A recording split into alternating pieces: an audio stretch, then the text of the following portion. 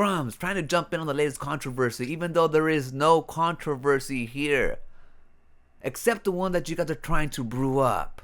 Because like I said, Ghost of Yote, the main story, is already done. Ghost of Tsushima was a damn banger.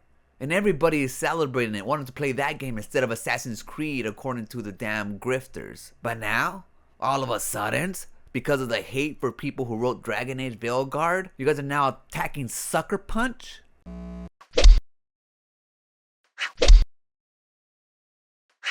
Welcome to an episode of Grifters with Potion, presented by Frog Tony. In this episode, we're going to talk about Bioware, Dragon Age Veilguard, failing, and how the grifters are taking a victory lap, yet it's not the victory that they think it is.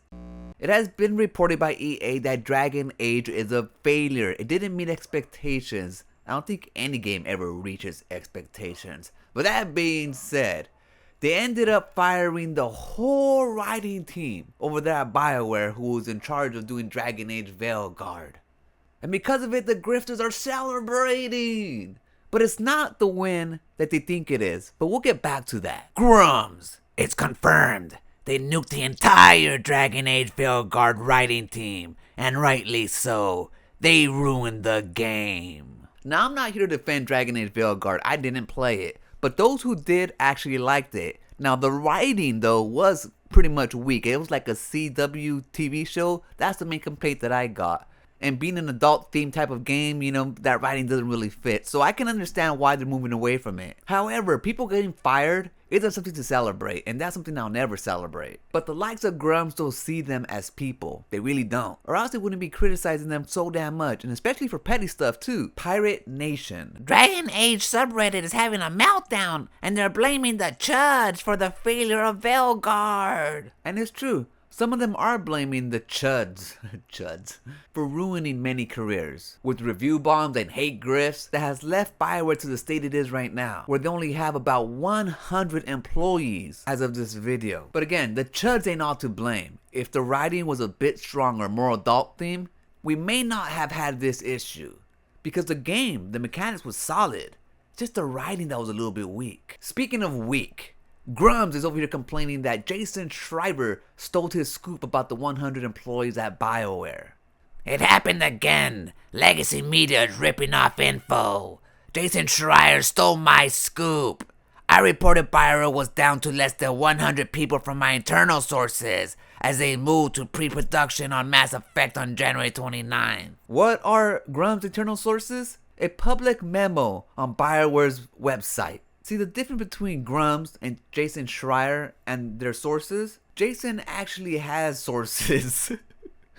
He reports on them daily. He backs it up by proof. Whereas anything that Grums says is purely speculation. Maybe some disgruntled employees, but we'll never know because they make shit up all the damn time. It's like the kids crying wolf. If one day this will happen to be right, it's just hard for us to believe them. But then again, you shouldn't believe the mainstream media either. It's clear as day that they lie and they cover for the establishment. Now, when I tell you that this is not the win that the grifters think it is, the reason is even though the whole entire team got fired, it isn't like they're gonna stop writing. In fact, all this is gonna do is help them spread their message across different studios. See, before you guys had them all contained to one studio. You know, writing for Dragon Age. You guys had them all right there. All the Wokies and all their ideas, all contained. But now that you guys are taking victory laps that they got destroyed, they started spreading across the industry. Halo team started hiring some. And now, Ghost of Yote is the next game they're gonna attack. Why? Because a couple of the writers from Veilguard are now working for Sucker Punch. And because of that, now they're calling the game woke. And it's probably gonna be a non-binary. Lumpy. The Ghost of Tsushima sequel is being written by the same people who wrote Mass Effect, Andromeda, Anthem, and Dragon Age Veilguard. It's over! Now when you list those games, obviously the writing wasn't great on those. But they also worked on Dragon Age Inquisition and Mass Effect. And the writing in those games was way better. But even then, it takes a whole team to write these games. And when it comes to Ghost of Yote, the main story is already written. The game's gonna come out soon. If anything, these writers have been hired to fill in the gaps, maybe some missions, NPC dialogue, and stuff like that. But them just being part of the project now puts the whole game in jeopardy. At least for these people. John Dombrow, a main writer for Ghost of Yotei, was a key writer for Darverin of Dragon Age Veilguard, and is good friends with recently laid off ex-Bioware Veilguard writer Trick Wikis. He also wrote for Mass Effect 3, Garrus and Javik. So, 50-50. Could be good, could be bad. Edit. I'm new to this whole Ghost of Yotei controversy. Post below why you think it's gone woke, and I'll read it. Grum's trying to jump in on the latest controversy, even though there is no controversy here. Except the one that you guys are trying to brew up. Because like I said, Ghost of Yotei, the main story, is already done. Ghost of Tsushima was a damn banger.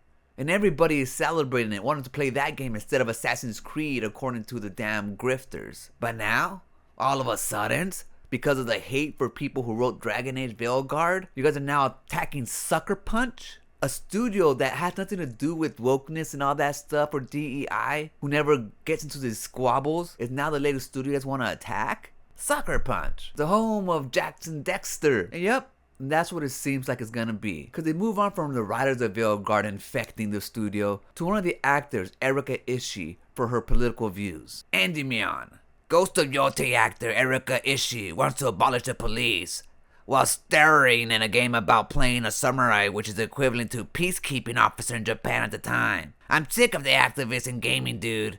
These people can't be serious. The game takes place in 1602.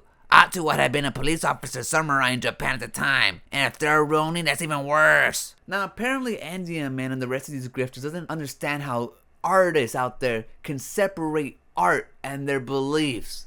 This is a job for her. She doesn't have to put her political beliefs into the game because she's acting.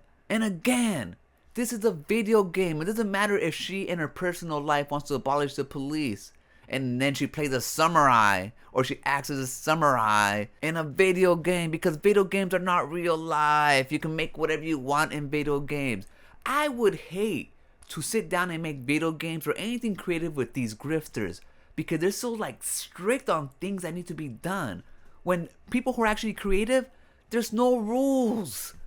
That's the whole point of being creative. Whatever comes into your imagination goes. But these people are so close-minded that they can't see that they're attacking other people for their political views, when in the exact same time they want to instill their political views into these games. So again, this is not the win you think it is.